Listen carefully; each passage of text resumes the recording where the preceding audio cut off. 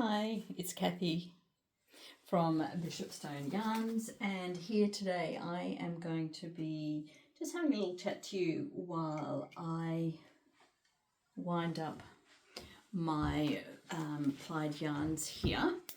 So I've got my two yarns. I have plied both my neon wool and my two strands of my angora rabbit here up on my electric spinner. So I'm just going to sit this on the ground and I will I've just got some notes here. I've got my niddy noddy here to wind these on with. I'm going to probably I will start with my wool first. Just have to bear with me for a minute while I get myself set up here to start winding everything on. It is day, what are we now? Are we day 7 of the Tour de Fleece? And what has it been like? It has been, well, it is winter down here in Tasmania, but today has been lovely and sunny. Bit cool, but lovely and sunny. So it has been quite a nice day. I have been to my book club and I've picked up some new books, and so I have got home.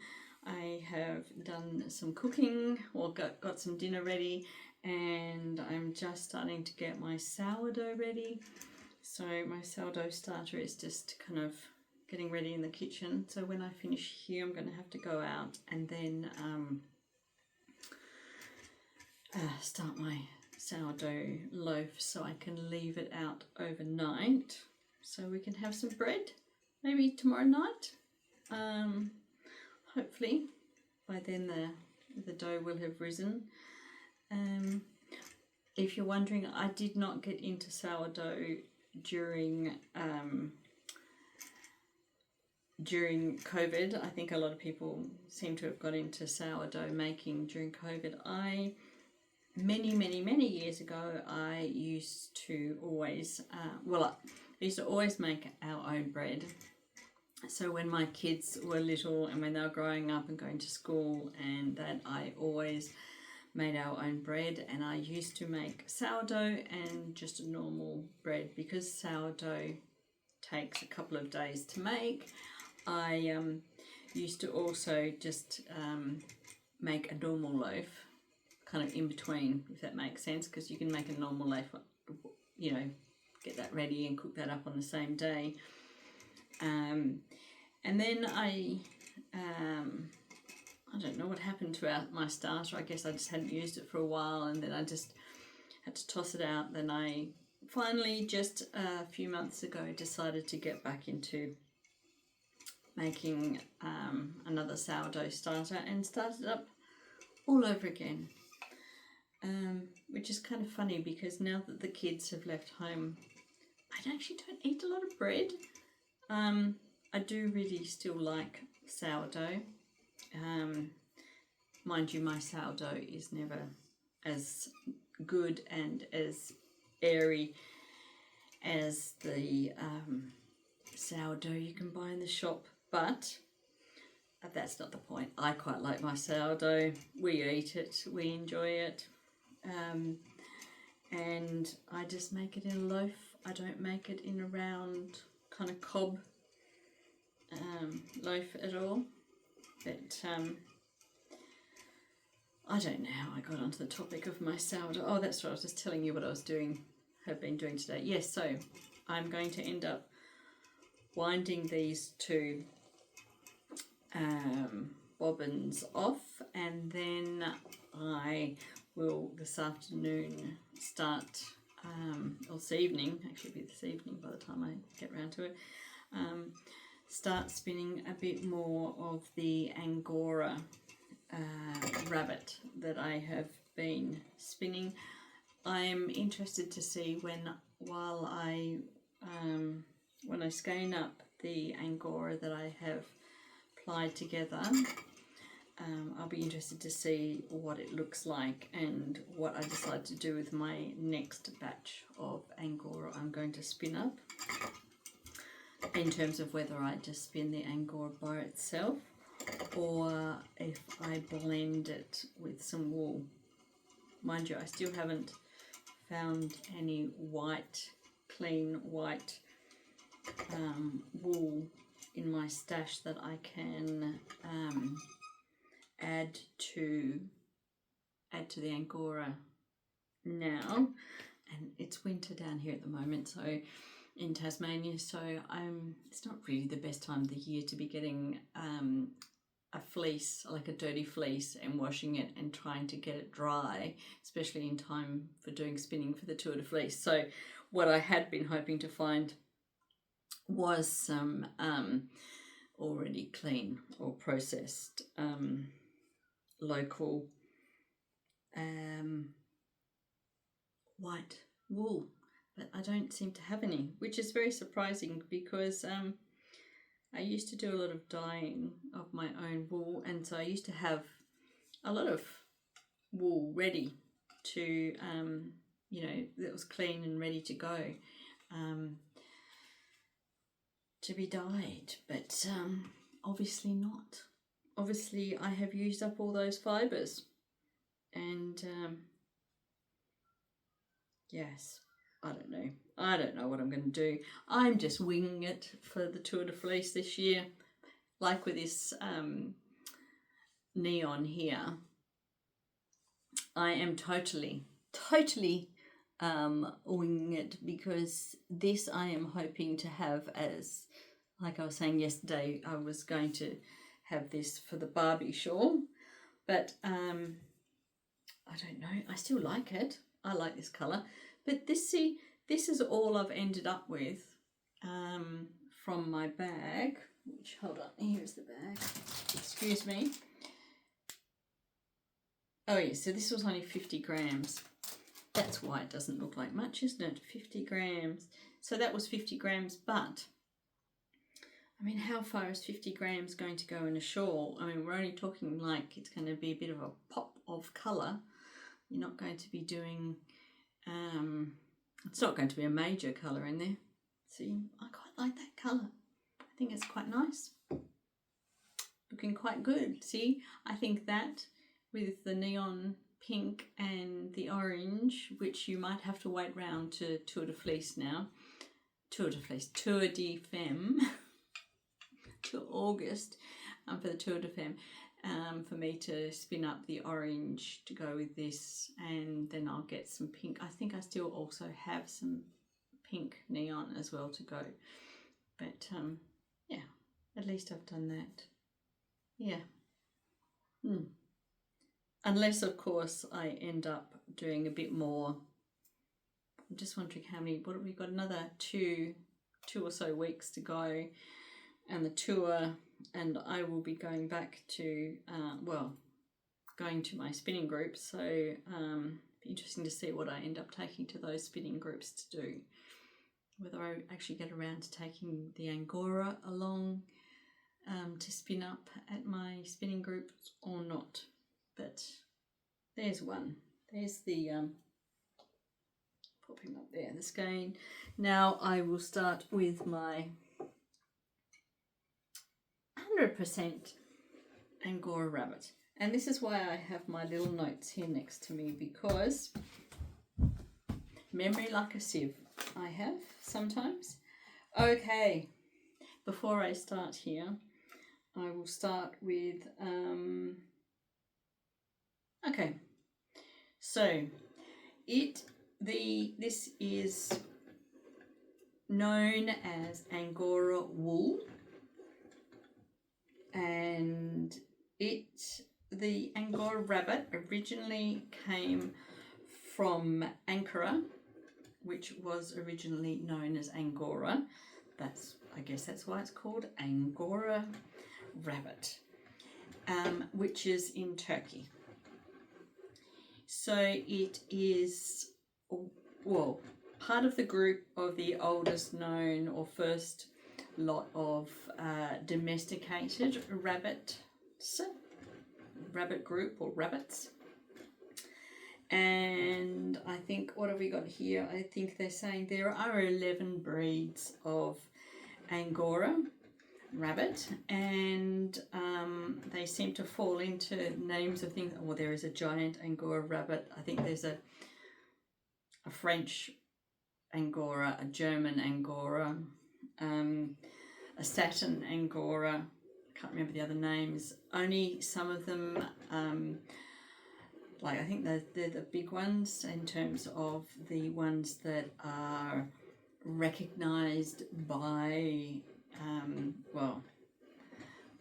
by some breeding aficionados or whoever. I don't know who gets to say what's officially agreed upon as a rabbit.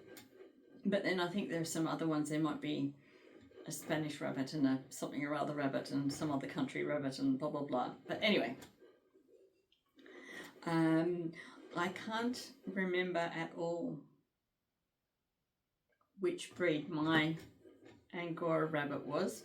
He was just grey, I remember, and he had one ear that used to stand up and one ear that used to flop over.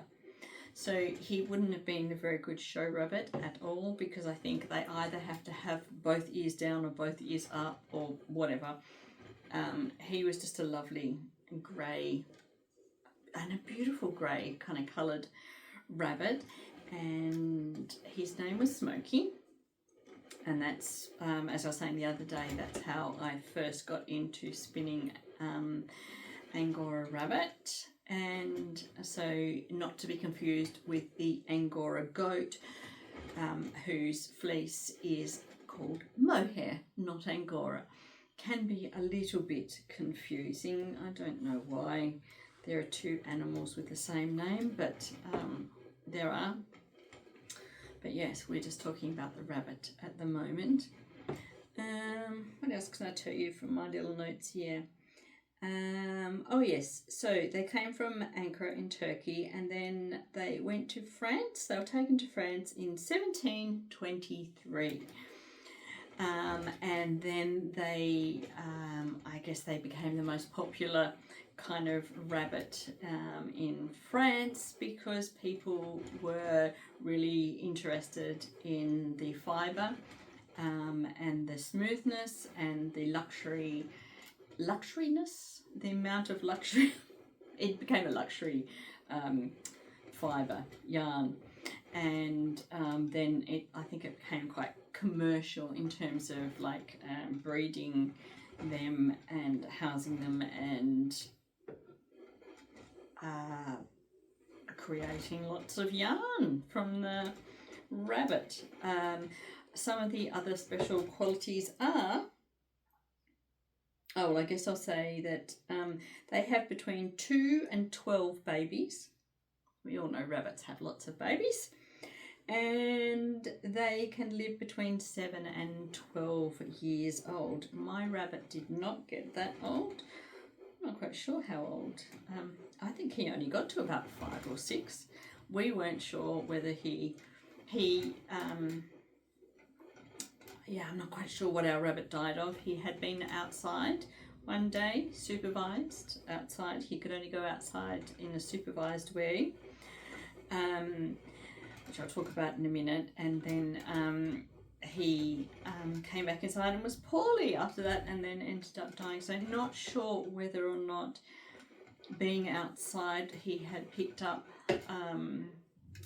part of a disease that had been released to kill the wild rabbits. So like in Tasmania, of course, rabbits are not native, and they are quite destructive in terms of towards farmers, paddocks and things like that, people's gardens. And some places in Tasmania, they are like plague proportions.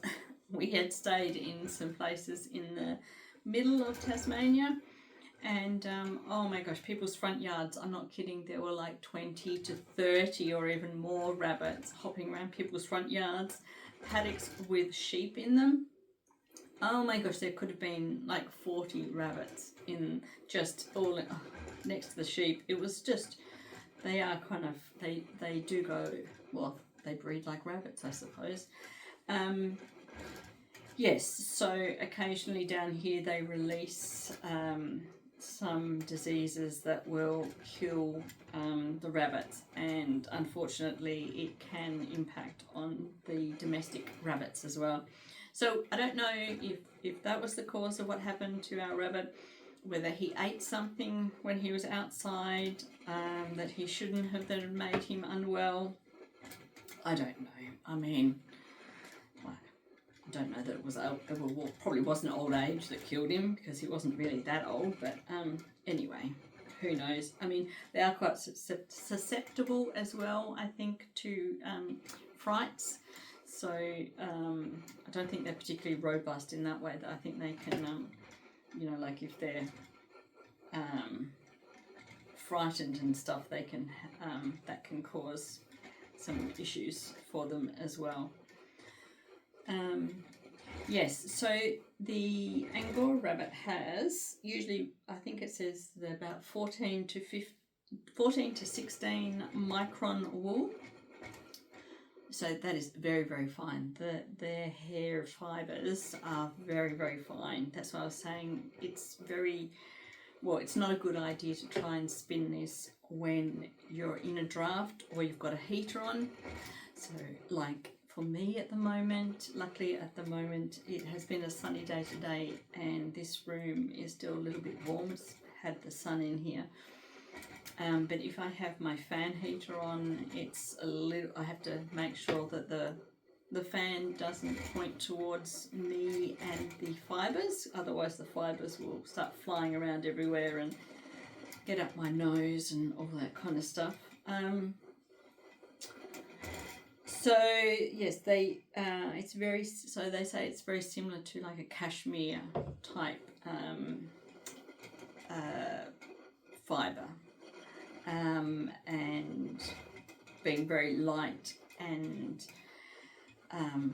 very soft, but also very warm, very, very warm. It's also non-allergenic, so a lot of people like it because it is, because of its properties. So it is very soft, it is incredibly warm, and if you suffer from allergies from other types of fibre, then you shouldn't have an allergy to angora. I don't know about that. I don't have an allergy, and I don't think I know anyone who has an allergy, so I couldn't really test that out. That's just what they say about the fibre, so one would presume that they're correct and accurate in what they say. Yeah, and what else do we say? Okay, so to get the actual wool or the fibre, you can either clip your rabbit, like so, shear it, you can pluck it, or you can comb it out. And as I was saying, I used to pluck my rabbit, so I would wait till he was shedding.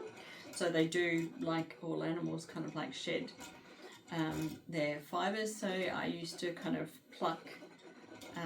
So it's not pulling it out. It's not pulling it out of him. It was just when he was shedding, I would help him by just pulling it out with my fingers, as opposed to kind of combing it out. I mean, I did comb it sometimes because you have to comb them so they don't get matted.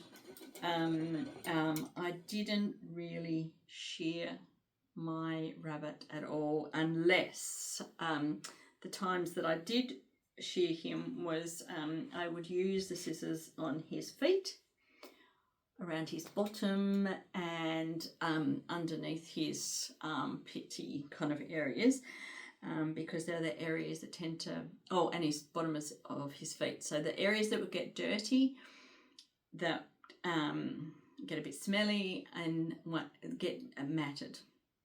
So the thing about an Angora rabbit is they're not particularly robust in terms of, I mean, they will live quite well, but you can't just have an Angora rabbit, and especially in our climate, just have it outside and hutch like you would just like a normal rabbit. They, you can't let them kind of like get wet, as in like leave them out and in the rain, or because they've got such a lot of fur. And I think I've written down here somewhere, yeah, they can grow about 3 centimeters or 1 inch a month, their fur. So that's quite a bit in terms of, and that's continually growing. So you could imagine if they were outside and they got wet, and that kind of, apart from getting cold, because the fur, the wool kind of stops them from getting cold, once they were in full, kind of like full long fur, it would be dragging down on their skin as well, and it's not very pleasant for them, and they wouldn't survive very long if they were out in the rain and the weather. And so they're really much more of an inside or in shed kind of animal, not an outside kind of animal. They're also a little bit more delicate in terms of, I think it was hay or straw we had to make sure that Smokey had available all the time to help with his digestion. And also, this is one of the reasons why you have to make sure that you brush them and pluck them or comb them or shear them, is that rabbits kind of groom themselves, so they lick themselves, and they will also pull out kind of bits of their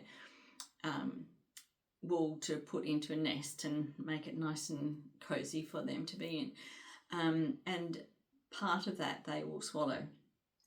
Because the Angora's wool is so long, they can get a thing called wool block, so it can go down into their digestive system, and it gets into a big, huge, like bit like a cat fur ball, I guess.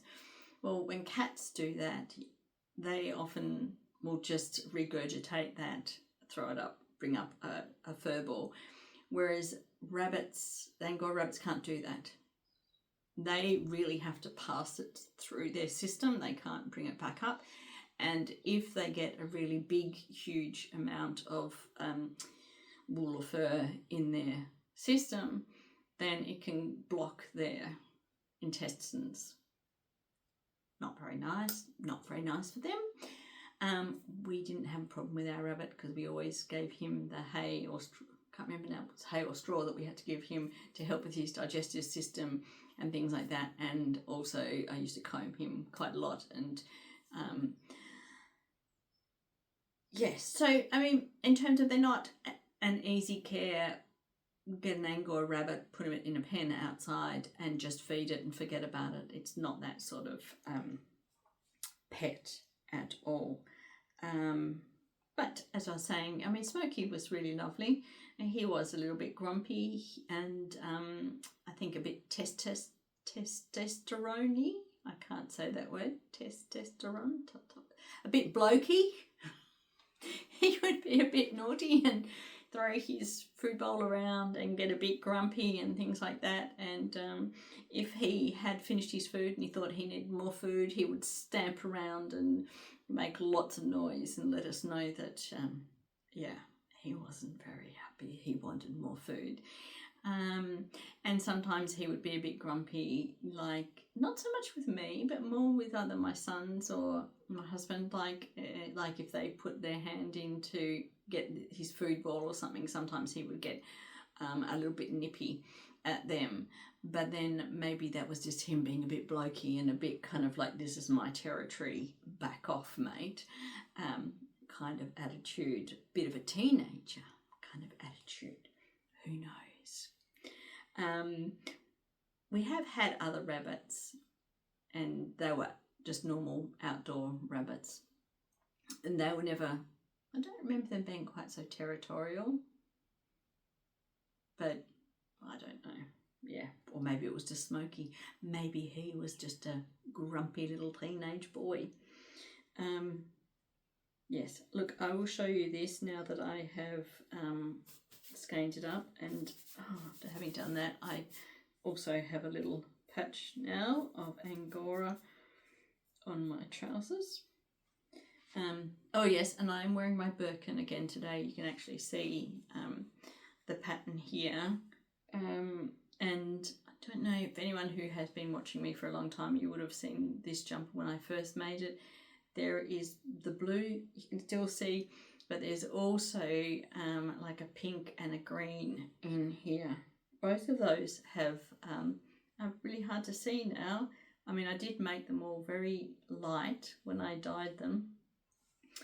But yeah, I've never had landscape dyes fade like this one. But maybe it's because there wasn't much colour in them to begin with. I don't know. I don't think I've washed this jumper lots more than I have like my other jumpers. But yeah, it still works well. It's so beautiful and warm. And this is from our old ship, our old merino crosses. But I don't know if you can see, look, in the colour there. Probably can't even see any of the other colours, only the blues really. But I'm coming over to show you this. So you can see, what will I show you? Because I was spinning straight from the bags, there's still some shortcuts in here, which I'm hoping when I wash it, they will come out. Still feels absolutely lovely and soft. But it's not, I mean, this is not a smooth spin. I didn't prepare this as you saw when I was spinning it. You know, and for a grey rabbit, there's quite a bit of, you know, white flecks and stuff in here. It will be interesting to see when I process this to see how much it blooms, because from memory, when my previous spins, once this is washed and dried, it does bloom a little bit more. So you can see here, this has already got some little taily bits hanging out. Yeah, be interesting to see, and be interesting to see what I end up doing with this. I do think I'm going to sell it, so I think that's probably enough waffling on for today. I'm going to go and look at my sourdough and get some work done on that. I'm just looking for my bag. Where is my bag? Oh yes, I've got my my other bags of angora. So I will probably choose what colour. I probably might try and work my way through the greys while I'm at it, or those kind of colours, before I decide if I'm going to mix my whites or not. So thank you for joining me. Yeah, if you've got to the end, or if you've enjoyed it, you can leave a little rabbit emoji down below. And there we go. And I will see you all hopefully tomorrow.